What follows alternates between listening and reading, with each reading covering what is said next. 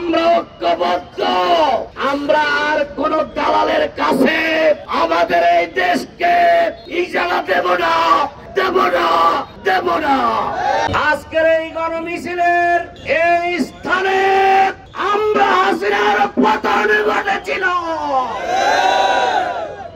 ছাত্র জনতা রক্ত দিয়ে ফ্যাসিস্টকে বিদায় করেছে। আজকের এই গণমিছিল থেকে আমরা সরকারকে জানিয়ে দিতে চাই, আর কোন টালবাহানা নয়।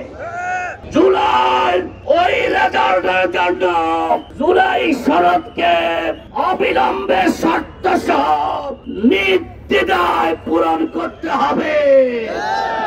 ট্রাইব্যুনালে হাসিনা সব খুনিদের বিচার করতে হবে।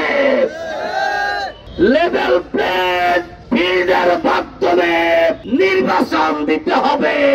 আমরা ঐক্যবদ্ধ।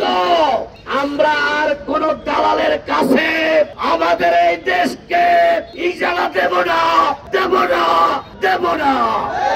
আমরা রাজপথে আছি, রাজপথে থাকবো। সবাইকে আগামী দিনে সংগ্রামে থাকার উদাত্ত